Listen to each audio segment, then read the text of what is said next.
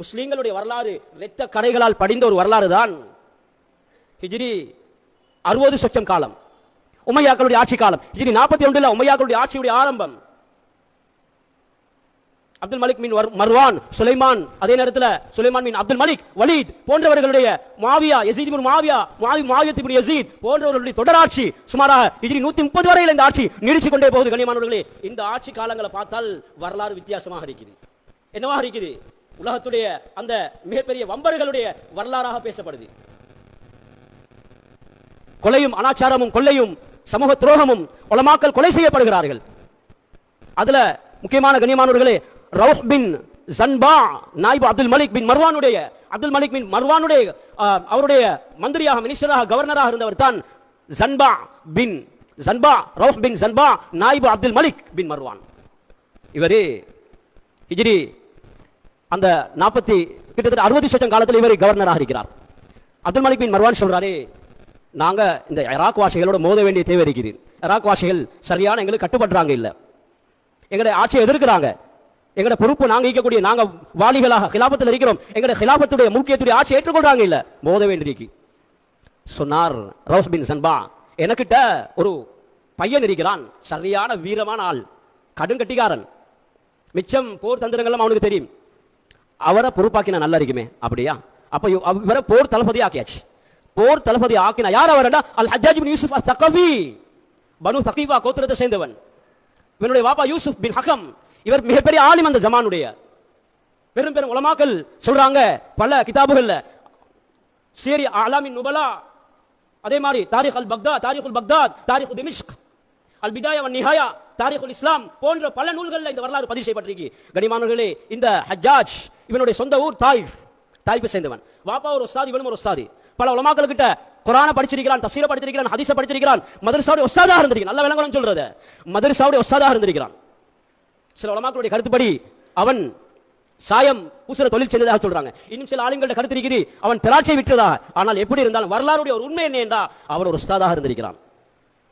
இவனை போர் தளபதி ஆக்கின பின்னால யார் போர் தளபதி ஆக்குவதற்கு மும்மலிஞ்சாரோ அந்த ரவுஹ் பின் ஜன்பாக்கு முதல் அடியை கொடுத்தான். யுத்தத்துக்கு தயாராக நேரத்தில் கூடாரத்தில் சாப்பிட்டு கொண்டிருக்கிறான். எவ்வளவு சொல்லி அவ்வளவு பேருக்கு மாட்டி அவர் போய் அங்க அப்துல் மலிக் பின் மர்வான் கிட்ட முறையிட்டார், பாருங்க இவன் இப்படி அடிக்கிறான் என்று கேட்டார். ஏன் அடிச்சாய்? நீங்க சொன்னீங்க அதிகாரத்தை தந்தீங்க, நான் சொல்ற மாதிரி கேட்கல அடிப்பேன் அப்படின்னு தைரியமா அகம்பாவத்தில் பேசினான். கண்ணியமானவர்களே, இவன் எப்படிப்பட்ட ஒரு மூதேவி என்றா, இவன் பிறந்தது கண்ணியமானவர்களே ஹிஜ்ரி 41 அல்லது 39 வரலாறுடைய குறிப்புப்படி கிட்டத்தட்ட ஹிஜ்ரி 95 மௌத்தாகிறான்.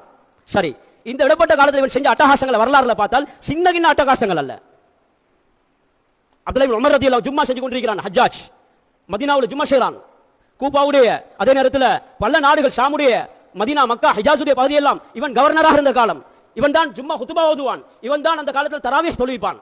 உலமாக்கள் சீருல் அலாமின் நுபலாவுடைய அந்த ஆலிம் அல்லமா ஸஹபி, இமாம் இப்னு கஸீர் ரஹ்மத்துல்லாஹி அலைஹி, ஹஸனுல் பஸரி போன்ற பல ஆலிம்களுடைய கருத்துல சில உலமாக்கள் ஹஸனுல் பஸரி ரஹ்மத்துல்லாஹி அலைஹி இவன் காஃபிர் என்றே முடிவு சொல்லியிருக்காங்க அந்த காலத்துல.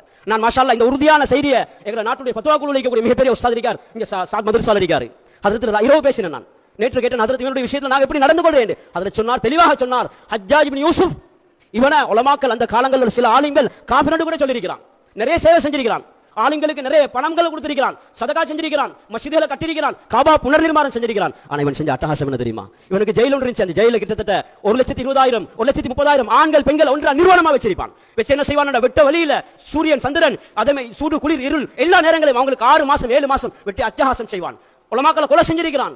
காபாவுடைய அப்துல்லாஹ் இப்னு சுபைர் ரலியல்லாஹு அன்ஹு, அஸ்மா ரலியல்லாஹு மகன் அப்துல்லாஹ் இப்னு சுபைர் மதீனாவுல ஹிஜ்ரத்துக்கு பின்னால முதலாவது பிறந்தவர். இந்த அப்துல்லாஹ் இப்னு சுபைரை கொலை செய்வதற்கு ஏன் இவர் உமையாக்களுடைய ஆட்சிக்கு தோதுவாக இருக்கல. இவர் அனிதத்தை தட்டி கேட்டவர். தட்டி கேட்கும் போது தட்டி கேட்டால் சமூகத்தில் நல்லா ஞாபகம் வச்சுக்கொள்ளுங்க, ஒரு உண்மையை ஒருவர் தட்டி கேட்பார் என்றால் சமூகத்தோடு ஒதுக்கப்படுவார். ஏண்டா இந்த ஜாஹிலியத்துடைய காலம், ஜாஹிலியா நவீன ஜாஹிலியத்துடைய காலம். இந்த காலத்தை போல நபியுடைய கைருல் குரூனி கர்னி சும்மல்லதீன யலூனஹும் நபியவர்கள் சொன்ன அந்த காலத்தில் இந்த அட்டகாசம் நடந்துச்சு. பல கட்டங்கள்ல இந்த ஹஜ்ஜாஜ் இப்னு யூசுப் என்ன செஞ்சிருக்கிறான்டா, கொலை செய்யறதுக்கு முடிஞ்சிருக்கிறான். இவன் கொண்டதுல முக்கியமான ஒருவர் தான் அப்துல்லாஹ் இப்னு சுபைர். அதே மாதிரி கண்ணியமானவர்களே, இந்த ஹஜ்ஜாஜ் இப்னு யூசுப், சயீத் இப்னு ஜுபைர், அதே மாதிரி முஹம்மதின் சாத் பின் அபி வக்காஸ் போன்ற இந்த பெரும் மகான்களை கொலை செஞ்சிருக்கிறான். ஆயிரக்கணக்கான உலமாக்களை கொலை செஞ்சிருக்கிறான். சின்ன கொலை அல்ல, பயங்கரமான கொலை மட்டுமில்ல. கண்ணியமானவர்களே, இவன் என்ன செய்வான் என்றால் ஜும்மாவுடைய தொழுகையை தொழுவிக்கும் போது அப்படியே அவன் நேரத்தை நீடிப்பான். ஜும்மாவுடைய நேரம் முடியும் வரைக்கும் தொழுவிப்பான். ஹஜ்ரத் அப்துல்லாஹ் இப்னு உமர் கேட்பாங்க, அடே ஏன் நேரத்தை நீடிக்கிறாய், தொழுறதுக்கு ரெடியாக வேண்டுவாங்க. அப்படியே அட்டகாசம் செஞ்ச ஒரு மூதேவி ஹாஃபிலா இருந்திருக்கிறான், ஆனால் ஹாஃபிலால கொண்டிருக்கிறான். அப்துல்லாஹ் இப்னு சுபைர் ஒரு சஹாபியா கொலை செஞ்சிருக்கிறான். அனஸ் ரலியல்லாஹு சில உலமாக்கள் சொல்றாங்க அனஸ் ரலியல்லாஹு அன்ஹு இவன் உஸ்தாத்மார்கள் ஒருத்தர், அனஸ் பின் மாலிக் காதிமு ரசூலில்லாஹ், அவங்கள கொலை செய்வதாக எச்சரிச்சிருக்கிறான். சின்னக்கின் அட்டகாசம் செய்ய இல்லை. ஆனால் இவனை அந்த நேரத்தில் உமர் இப்னு அப்துல் அஸீஸ் ரஹ்மத்துல்லாஹி அலைஹி அவங்க மதீனாவுடைய கவர்னராக நியமிக்கப்படுறாங்க. வலீதின் ஊடாக அவங்க சொன்னாங்க, ஹஜ்ஜாஜ் இந்த பக்கம் வரப்படாது, இந்த மூதேவி ஹஜ்ஜாஜ் மதீனாவுடைய மன்னம் விரிக்கப்படாது என்று கடிதம் எழுதினாங்க. அவன் வர இல்லை. கடிமானுடைய இந்த மூதேவி அல்லாஹ் இவனுக்கு கொடுத்த மௌத்துடைய முடிவு எப்படி தெரியுமா? சயீத் இப்னு ஜுபைர் ரஹ்மத்துல்லாஹி அலைஹி அவங்களை கொலை செய்றான்.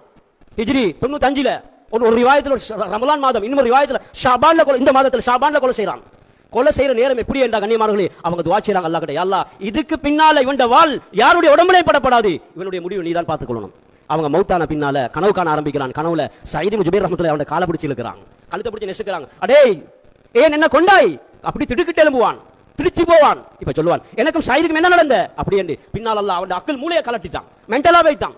பின்னால் ஒரு பக்கவாத மாதிரி ஒரு பெரலைஸ் நோய் ஒன்று வந்துச்சு. அதோட சேர்த்து அல்லாஹ் வயித்துல ஒரு கட்டியை உண்டாக்கினான். அந்த காலத்துடைய டாக்டர் மார்கள் என்ன செஞ்சாங்க, ஸ்கேனிங் சிஸ்டம் மாதிரி. கண்ணியமானவர்களே, அந்த காலத்துடைய வைத்தியர்கள், இந்த வரலாறு உலமாக்கள் பார்க்கிறேன், கிதாபை சொல்றேன், கிதாபு அத்-தௌலத்துல் உமவிய்யா முஆசிரின்களால் எழுதப்பட்ட கிதாபு, பிதாய வன் நிஹாயா, சியர் அலாம் நுபலா போன்ற எல்லா கிதாபுகளிலும் இந்த வரலாறு பதிவா இருக்குது, தெளிவா பார்க்கலாம். கண்ணியமானவர்களே, இப்போ இந்த ஹஜ்ஜாஜ் பின் யூசுப் என்ன செய்யறான் என்றால், அப்படியே அப்படி அபு யஅலா என்ற எழுத்தாளர் சொல்றாரு, நான் ஒளிஞ்சு போய் பார்ப்பேன், கத்துவான், கொலருவான். சயீதுக்கு எனக்கு என்ன நடந்த? சயீத் இப்னு ஜுபைர் ரஹ்மத்துல்லாஹி அலைஹி தாபியீன்கள் மிகப்பெரிய அல்லாஹ்வுடைய இறை நேசர்களாக இருந்திருக்கிறார்கள், அவர்களுக்கு நான் செஞ்ச அநியாயமா என்று கொலருவான். அல்லாஹ் கொடுத்த பனிஷ்மென்ட் என்ன தெரியுமா?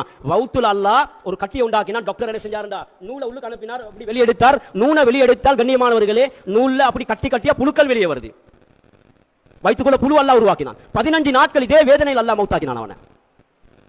15 நாட்கள். சயீத் இப்னு ஜுபைர் ரஹ்மத்துல்லாஹி அலைஹி கண்ணியமானவர்களே, அவங்க செஞ்ச துஆவுடைய கபூலியத். ஹஸன் பஸ்ரி ரஹ்மத்துல்லாஹி சொல்லுவாங்க, கடைசி சக்கராத்துல வந்து, அடே ஹஜ்ஜாஜ் உனக்கு நான் சொல்லலையா, அல்லாஹ்வுடைய இறை நேசர்களோட மோதாதே, அல்லாஹ்வுடைய அமானிதங்களை பொறுப்பை சீரழிக்காதே, உனக்கு மஸ்ஜிதுடைய நிர்வாகம் தரப்பட்டிருந்தது, மதரசாவுடைய பொறுப்பு தரப்பட்டிருந்தது, ஹரமுடைய பொறுப்பு உனக்கு இருந்துச்சு, உலமாக்களுடைய கண்ணியங்களை பேண வேண்டியால் எவ்வளவு அநியாயம் செஞ்சிருக்கிறாய், எவ்வளவு அட்டகாசம் செஞ்சிருக்கிறாய், ஹரத்துலுக்கு கொலை செஞ்சிருக்கிறாய், எவ்வளவு அட்டகாசம் செஞ்சவன் அல்லாஹ் உன்னை சும்மா விடுவானு அந்த நேரத்தில் புத்திமதி சொல்லிட்டு அழுவாங்க ஹஸன் பஸ்ரி ரஹ்மத்துல்லாஹி அலைஹி.